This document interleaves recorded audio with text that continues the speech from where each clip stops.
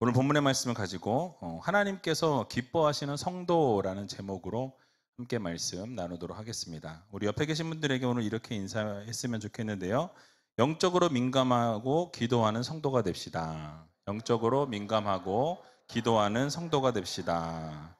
여러분, 영적으로 민감한 성도들이 되셨으면 좋겠고요. 또 기도하는 성도들이 되셨으면 좋겠습니다. 그것이 하나님이 기뻐하시는 성도라는 것을 꼭 기억하시고 날마다 영적으로 민감하고 또 하나님 앞에 간절히 기도하는, 또 오늘 그거 다 하시면 돼요. 영적으로 민감하게 반응하시고 또 하나님께 기쁜 찬양과 기도를 올려드리는 여러분들 되셨으면 좋겠습니다. 벌써 10월의 마지막 금요 성령 집회 날입니다. 이제 2022년이 딱 2달밖에 남지 않았고요.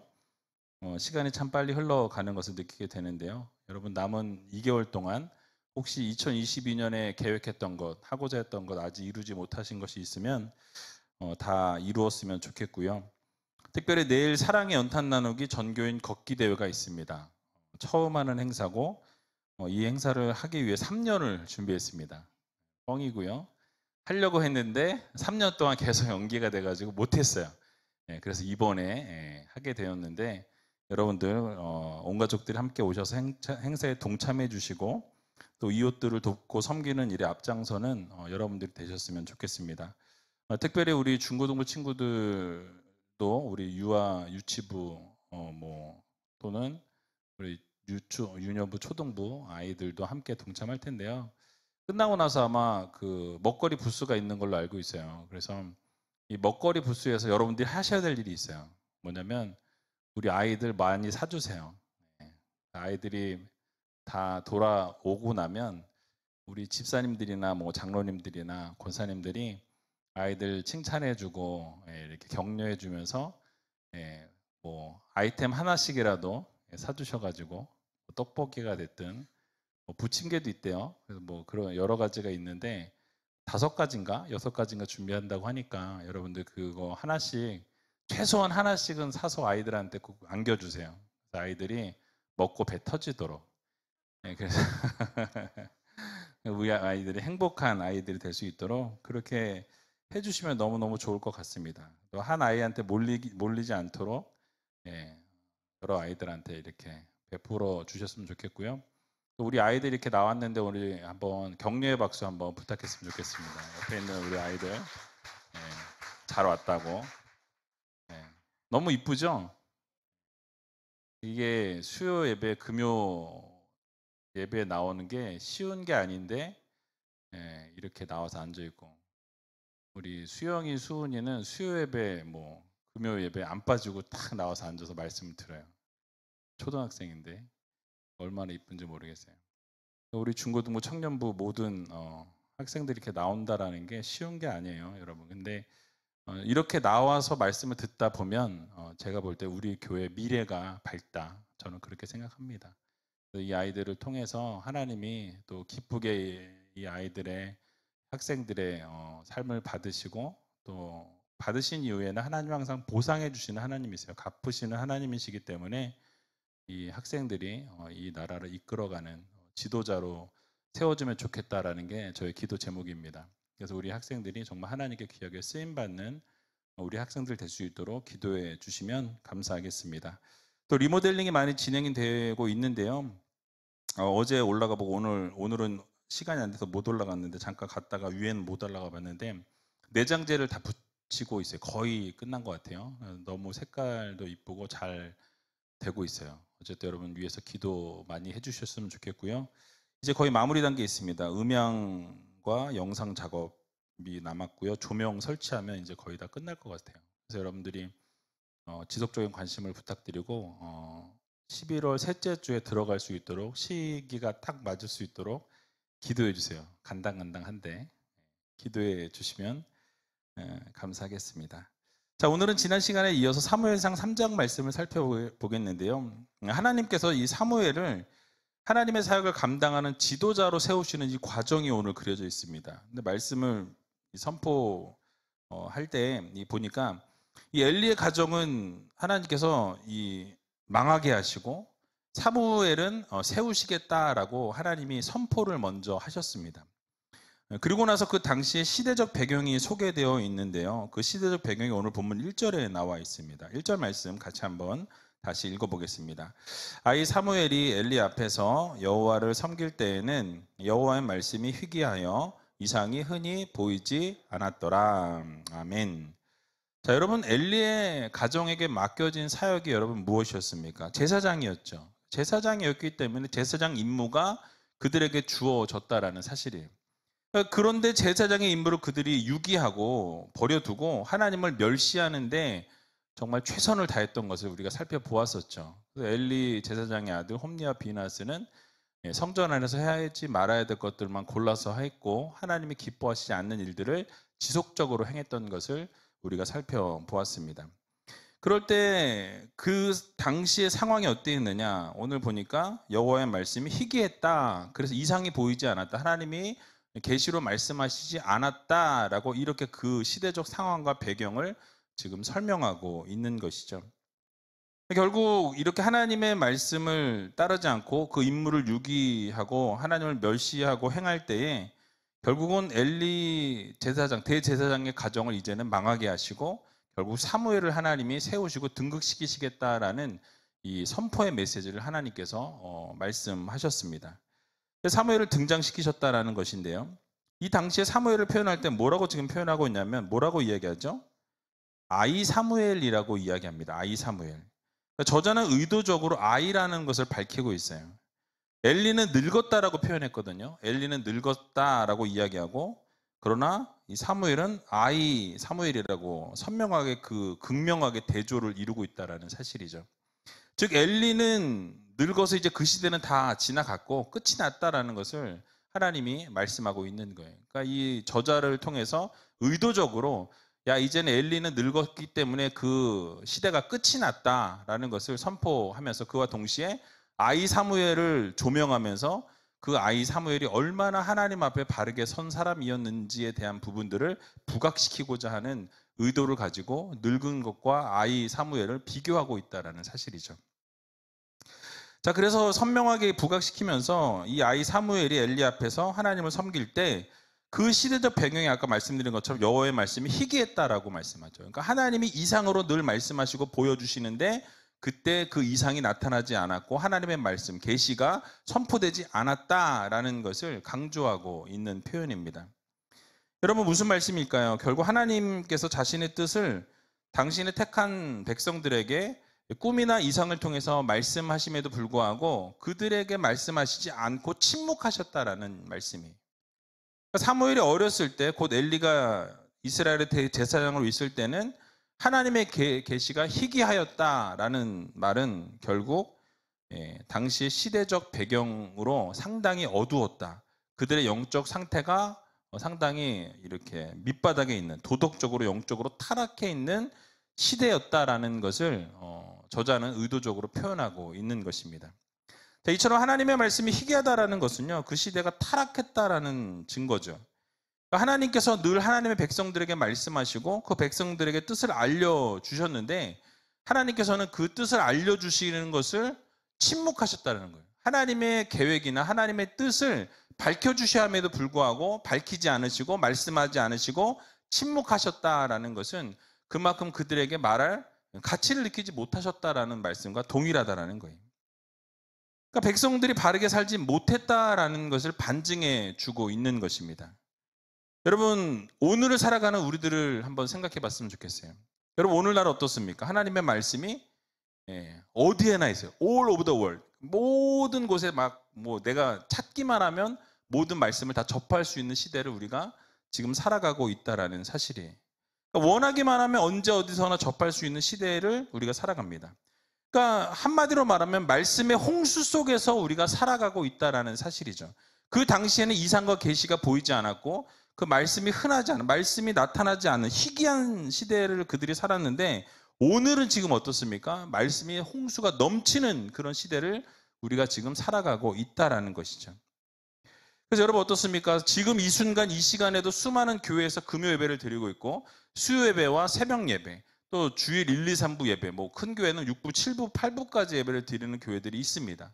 그러니까 수많은 예배가 드려지고 있고 라디오를 켜면 뭐 이렇게 기독교 방송이 나오고 뭐 TV를 키면은 어떻습니까? 기독교 방송에서 계속해서 설교가 나오는 시대를 살아가고 있죠. 인터넷을 접속하기만 하면 내가 원하는 교회, 내가 원하는 목사님의 설교를 얼마든지 뭐 내가 듣고 싶은 만큼 들을 수 있는 시대를 우리가 살아가고 있습니다.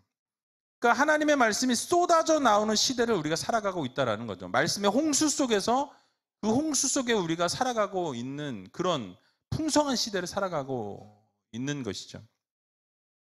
자, 어찌 보면 하나님의 말씀이 희귀했던 이 엘리 시대와 비교해 볼 때 여러분이 살고 있는 이 시대, 오늘을 살아가고 있는 이 순간들은 복을 받은 세대라고 말씀드릴 수 있다는 것이죠. 그렇죠? 내가 원하면 아무 때나 하나님 말씀을 접할 수 있는 그런 시대이기 때문에 그렇습니다. 그러나 우리가 정말로 하나님의 말씀의 풍성함 가운데 살고 있는 것인지 진지하게 생각해 볼 필요가 있다는 거예요. 그 당시에는 하나님의 말씀, 하나님의 계시가 희귀했는데, 나타나지 않았는데, 오늘은 어디에서나 언제나 내가 원하는 어느 장소든지 말씀을 접할 수 있는 이 시대를 살아가고 있는데, 과연 그것이 말씀의 그 희귀성이 아니라 정말 뭐라 그럴까요? 막 너무나 말씀의 홍수 속에 살아가고 있는데 그 말씀의 홍수 속에 살아가고 있는가, 더 행복한 것인가에 대한 퀘스천 마크가 달린다라는 사실이. 여러분, 우리가 정말로 하나님의 말씀의 풍성한 가운데 살고 있는 것이 좋은 것이냐? 여러분, 최근에 여러분 날씨를 보면 어떻죠, 우리? 여름에 비가 막 무슨 이 열대야 지방처럼 비가 막 내려요. 엘니뇨 현상 때문이라고들 이야기하죠. 그러니까 홍수가 빈번하게 발생하고 있습니다. 근데 여러분, 홍수가 나게 되면요, 아이러니하게도 이 홍수가 나게 되면 귀한 것이 무엇인지 아십니까? 물이 귀하다라는 거예요. 홍수가 나면 뭐냐면 마실 물이 없어진다는 거예요. 마실 수 있는 물이 사라지고 이 더러운 물들이 넘친다라는 거죠. 홍수가 나면 보이는 게 물이고 넘치는 게 물이지만 정작 생명을 유지하는데 필요한 생수를 구하기는 어렵다라는 사실이. 그래서 물이 넘친 홍수 속에서 오히려 물이 부족한 현상이 일어나게 된다라는 사실이. 마찬가지로 오늘 살아가는 우리들에게 있어서 말씀의 홍수 속에 살아가고 있지만 정말로 우리가 말씀의 홍수 속에서 말씀을 접하고 말씀 가운데 살아가고 있느냐, 이 부분에 대해서는 퀘스천 마크가 달린다라는 사실이죠. 정작 생명의 말씀이 부족한 그런 현상을 우리가 겪고 있진 않은가에 대한 부분을 우리가 다시 한번 생각해 볼 필요가 있는 것입니다. 무슨 말씀이냐면 하나님의 말씀은 넘쳐나고 있고 홍수 시대를 살아가고 있는데 그 말씀 중에 정말 진리의 말씀이 선포되고 있느냐, 이 생명의 말씀이 선포되고 있는지에 대해서는 우리가 생각해 볼 필요가 있고, 또 그 많은 말씀 중에서 우리가 그 말씀을 정말로 진지하게 듣고 그 말씀대로 실천하고 그 말씀 안에서 순종하고 살아가고 있는지 우리는 생각해 볼 필요가 있다라는 사실이. 여러분, 요즘에 이렇게 인터넷에 돌아다니는 말씀들을 보게 되면 그 인본주의 사고의 바탕이 된 말씀, 세속주의에 빠져 있는 그 배경에서 드러나는 말씀들이 너무나 많이 있는 것을 보게 됩니다. 그러니까 하나님의 말씀이 선포돼야 되는데 인간적인 그 인본주의가 포장되어서 하나님의 말씀처럼 하나님이란 단어가 들어가면 다 하나님의 말씀이 아닌 거예요. 하나님의 말씀이 말씀되게 하는 것이 말씀입니다. 그런데 그 하나님의 말씀이 인본주의로 포장되고 세속주의로 포장되어서 하나님의 말씀인 것처럼 선포되어지는 시대를 우리가 살아가고 있다는 사실이. 그래서 여러분, 우리가 오히려 그 말씀이 잘못 읽게 되면, 듣게 되면 살리는 말씀이 아니라 오히려 사람을 죽이는 말씀이 될 수 있고요. 오히려 아무 말씀이나 닥치는 대로 듣는 것이 영적인 문제가 발생할 수 있는 그런 오류에 빠질 수 있다는 거죠. 그래서 이런 말씀의 홍수 속에서 우리는 그 말씀을 분별할 줄 아는 지혜가 필요하다라는 사실이. 여러분, 말씀은 세상에 흘러 넘치고 있지만 세상은 어떠합니까? 그러니까 하나님의 말씀이 홍수처럼 넘치면 그 말씀이 우리의 삶에 영향을 끼치게 되고 그 영향을 끼치게 되면 삶이 변해되는 게 맞아요. 그럼 세상이 어떻게 돼야 됩니까? 타락으로의 길로 나가면 안 되고 오히려 하나님이 원하시는, 하나님이 기뻐하시는 방향을 향해 나가는 것이 맞다라는 거예요. 그런데 오늘 세상이 흘러가는 흐름을 보면 어떻습니까? 오히려 타락의 길을 걸어가고 있고 하나님이 원하시지 않는 길을 향해서 더 나아가는 세상을 보게 된다라는 거죠. 그러니까 하나님의 말씀은 홍수처럼 쏟아지고 있는데 오히려 세상으로 더 나아가는 현상들이 벌어지고 있다라는 아이러니한 일들이 생기고 있는 이 시대를 살아가고 있습니다. 그러니까 점점 가면 갈수록 악해져 가고 수많은 사람들은 영적인 기갈로 고통을 받고 있다는 사실이에요. 하나님의 말씀이 풍성해지고 있지만 그 시대에 선한 하나님의 말씀이 선포되지 못하고 이 선한 하나님의 말씀에 영향을 받지 못하다 보니까 결국 타락의 길을 걸어가게 되고 하나님이 기뻐하시지 않는 모습으로 서게 되는 것을 보게 되는 것이죠. 그래서 악한 사람들이 넘치는 것을 볼 수 있습니다. 여러분, 이유가 무엇입니까? 진정한 하나님의 말씀이 사라져 가고 있기 때문에 그렇다라는 거예요. 그러니까 하나님의 말씀, 하나님이 드러나셔야 되는데 내가 드러나고 자신이 드러나는 설교들이 넘쳐나고 있다는 거예요. 그러니까 하나님의 말씀은 내 생각을 집어넣어서 내가 하고 싶은 말, 내가 원하는 말을 거기다가 포장해서 선포한다라는 거죠. 인본주의 사상과 세속주의 사상을 교묘하게 섞어서 포장하고 거짓으로 위장해서 하나님의 말씀처럼 선포하는 것이 오늘날의 현실이라는 사실이에요. 그래서 여러분, 하나님의 이름이 선포된다고 해서 모든 말씀이 하나님의 말씀이라고 생각해서는 안 된다라는 사실이에요. 우리는 말씀의 홍수 속에서 진정으로 사람을 살리는 말씀을 구별해서 들어야 합니다. 우리는 참된 하나님의 이 진리의 말씀이 선포되는 생명의 샘을 찾아야 된다는 거예요. 여러분, 그런 의미에서 우리 제일교회는 안심하고 드셔도 되는 말씀의 샘이 넘쳐난다라는 거예요.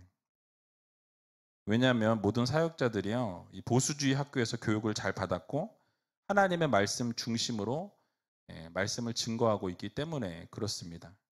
그래서 말씀의 홍수 속에서 참된 진리의 말씀을 듣기 위해서 여러분 몸부림치는 성도들이 되시고 그 말씀의 홍수 속에서 바른 진리의 말씀을 구별해서 잘 분별해서 들을 수 있는 이 영적인 분별력이 있어야 한다라는 거예요.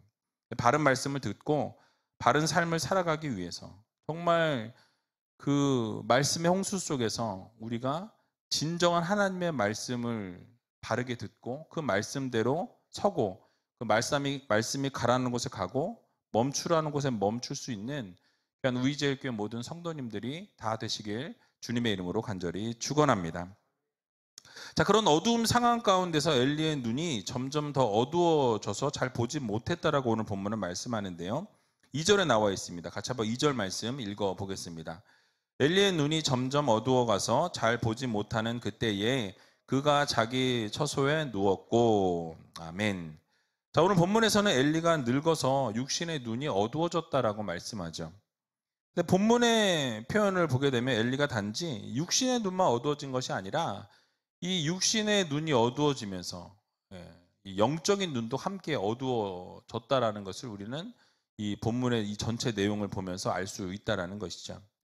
그러니까 인간은 여러분 세월이 흘러가면 흘러갈수록 몸의 기능이 약화되어지는 것이 사실이에요. 여러분 그렇지 않으십니까? 나이가 들면 들수록 더 공감이 가실 거예요. 지금 우리 젊은 친구들은 뭔 소리야? 뭐 이제 그런 생각이 들겠지만 이제 50, 60, 70 이렇게 나이가 넘어가시면서 저도 노안이 왔어요. 안경 어쩔 때는 막 벗고 봐야 돼요. 안경이 오히려 그냥 멀리는 잘 보이는데 가까운 게 잘 안 보이는 그런 하여튼 그런 게 있어요. 여기저기 아픈 데도 슬슬 나오고. 그러니까 여러분 나이가 들면 들수록 힘든 그런 몸의 그 이상이 여기저기 나온다라는 거죠. 그러니까 세월이 흘러가면 흘러갈수록 몸의 기능은 약화되어집니다.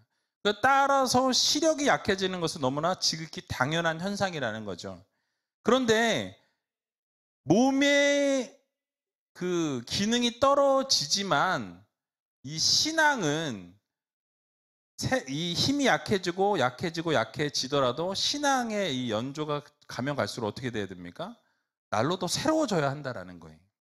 그러니까 여러분 세월이 흘러도 이 몸은 약해질 수 있지만 신앙은 약해지거나 후퇴해서는 안 된다라는 거죠.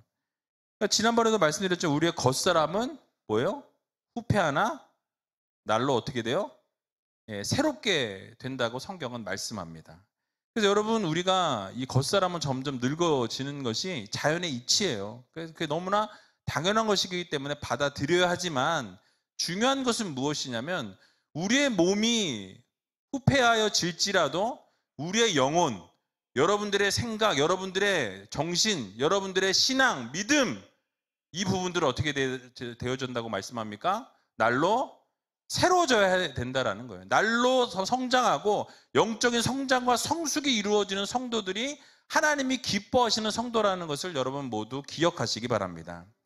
그래서 여러분, 결국 이 본문을 통해서 우리가 생각해 볼 수 있는 것은, 엘리는 나이가 들면서 이 영적인 것이 쇠퇴했어요.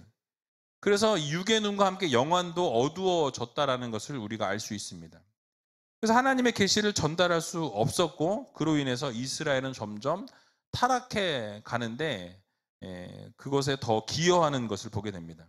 나중에는 하나님께서 이 어린 사무엘을 통해서 엘리의 집에 대해서 말씀하실 때, 이제는 본인이 말씀을 듣고 선포해야 되는데 사무엘의 말을 본인이 듣게 되는, 이게 뭐 말입니까? 방구입니까? 말이 안 되는 거죠. 제사장이 어떻게 이 사무엘, 어린 사무엘로부터 하나님의 뜻을 전달받는 이런 역전 현상이 일어나게 되는 것을 보게 되죠. 이유가 무엇입니까? 영적인 귀가 어두워서, 이제 영적인 영안이 완전히 닫혀지니까 말씀이 희귀해지고 들을 수 없는 상태에 이르게 되었다라는 사실이, 결국 여러분, 이러한 영안이 열려 있지 않으면, 영적인 귀가 어두워지면 결국 어떻습니까? 하나님을 기쁘시게 할 수 없을 뿐만 아니라 문제가 발생할 수밖에 없다라는 것을 우리들에게 교훈해 주고 있는 것입니다. 그래서 여러분, 하나님을 기쁘시게 하려면 여러분 영안이 열려 있어야 돼요. 영적으로 민감한 성도들이 되어야 한다는 것입니다. 하나님이 뭘 말씀하시는지, 무엇을 요구하시는 것인지, 어떤 것을 우리에게 말씀하시고 뭘 하기를 기뻐하시는지를 우리는 영적으로 아주 민감하게 반응할 수 있는 성도들이 되어야 한다는 사실이에요. 그래서 여러분, 영안이 열려 있어야만 하나님의 뜻이 무엇인지 알고 하나님의 말씀하시는 계시를 깨달을 수 있다는 거예요. 그러니까 말씀하시는데 알질 못하는 거예요. 계속해서 시그널을 주고 계속해서 말씀하시는데 뭔 소린지를 알지 못한다면 하나님을 기쁘시게 할래야 기쁘시게 할 수 없다라는 사실이에요. 그러니까 여러분, 하나님의 뜻을 모르면서 어떻게 하나님을 기쁘시게 할 수 있겠습니까? 사무엘은 어린 나이였지만 영안이 열려 있었기 때문에 하나님의 이상을 어려서부터 보았다라는 사실이에요.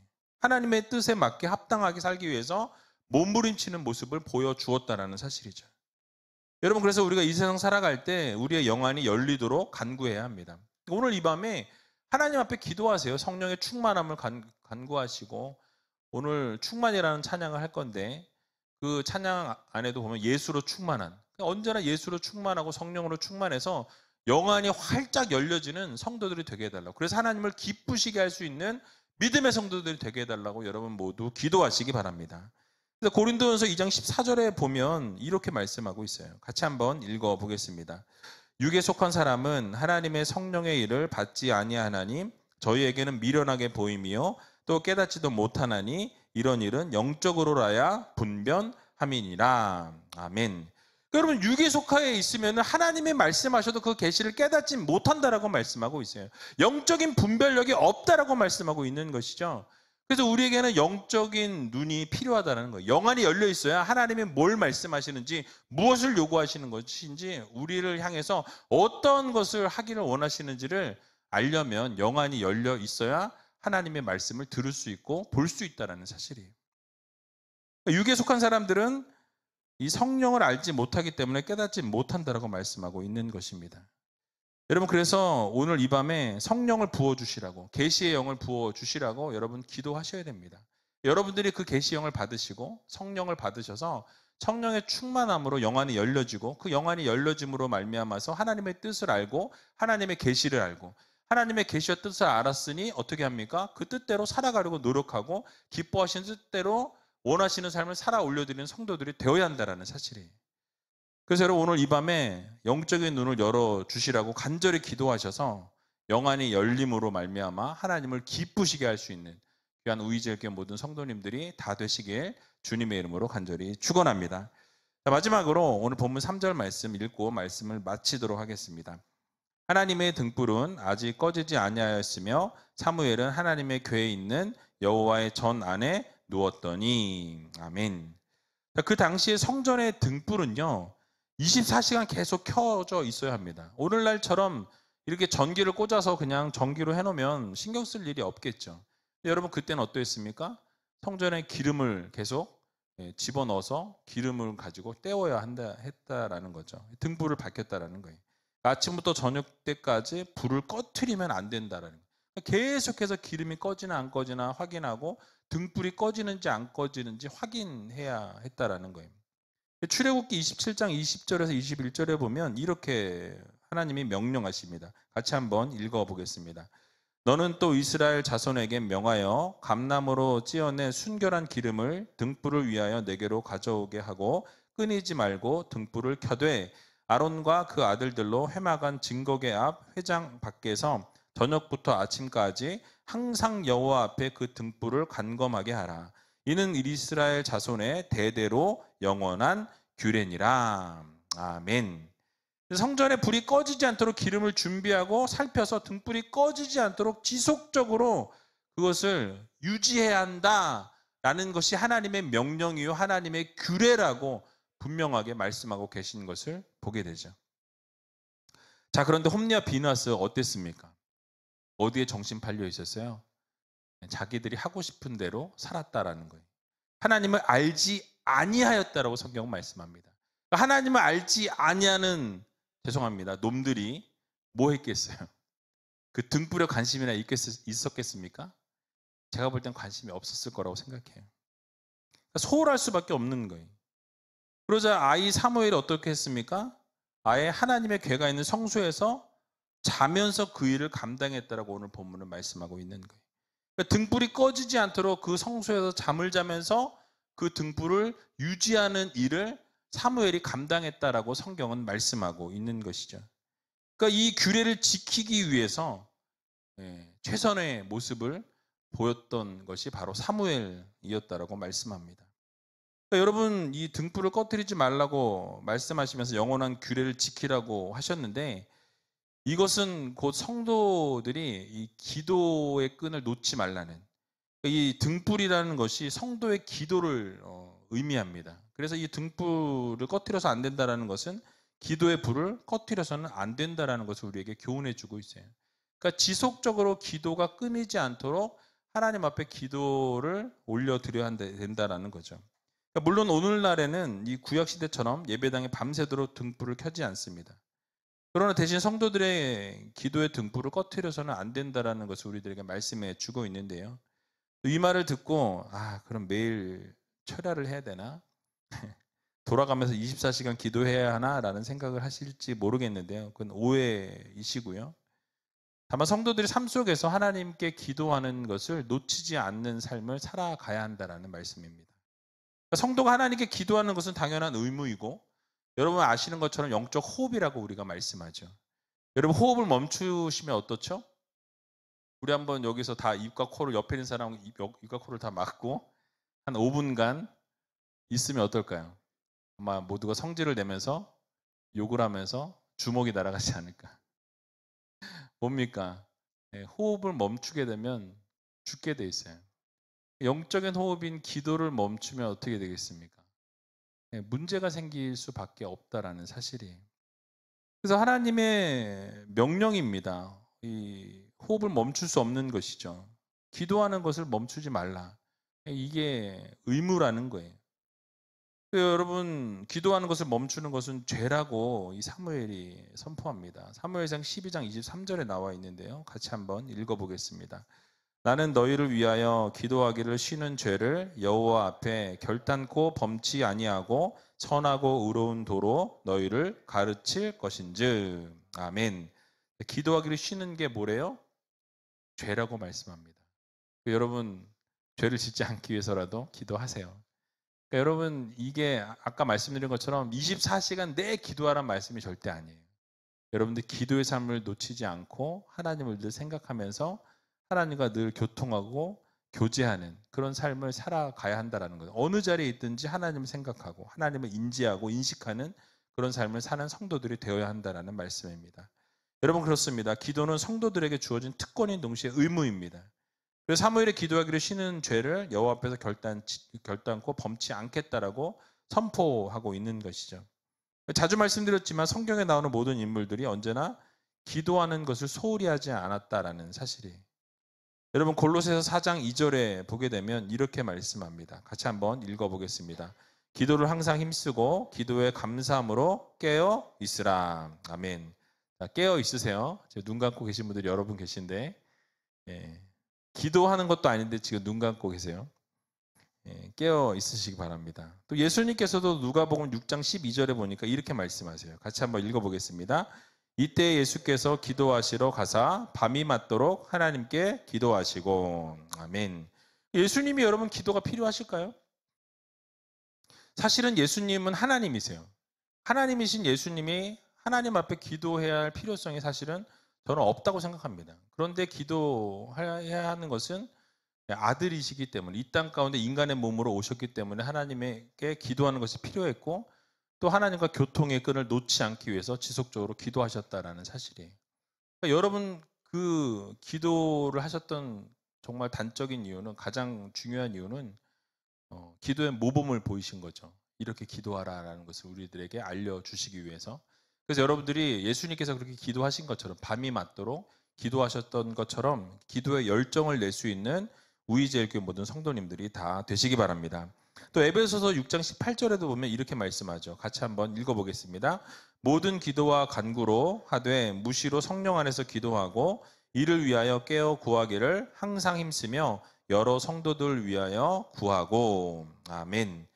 여러분 뭐라고 말씀합니까? 기도와 간구로 무시로 계속해서 하라는 거예요. 성령 안에서 기도하라고 말씀합니다. 깨어 구하라고 말씀하죠.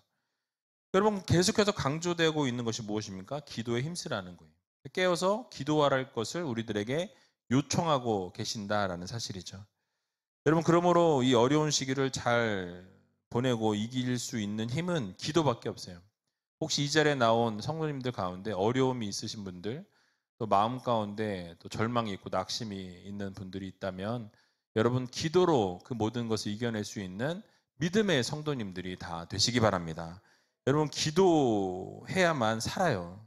기도가 우리의 호흡입니다. 어려울수록 기도해야 하고요. 힘든 일이 있을수록 우리는 기도의 무릎을 꿇어야 한다는 사실이에요. 저는 개인적으로 금요 성령 집회를 좋아합니다. 왜냐하면 이 금요 성령 집회 때 함께 찬양도 뜨겁게 할 수 있고 기도도 마음껏 할 수 있어요. 옆에 있는 사람 신경 안 써도 돼요. 왜요? 음악을 크게 틀어주기 때문에 내 기도가 옆에 있는 사람에게 전혀 방해가 되지 않아요.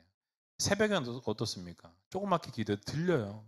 내 기도가 들릴 수 있어요. 근데 이 금요 성령 집회 때는 찬양을 크게 해주기 때문에 또 기도 인도하시는 분도 열정적으로 기도하시기 때문에 여러분 마음 놓고 기도하셔도 된다라는 거예요. 그래서 얼마나 감사합니까? 성전의 등불이 꺼지지 않도록 여러분 기도의 끈이 끊어지지 않도록 최선을 다하시고 정말 하나님의 마음을 그래서 기쁘게 해드릴 수 있는 귀한 우이제일교회 모든 성도님들이 다 되시길 주님의 이름으로 간절히 축원드립니다. 우리 이 시간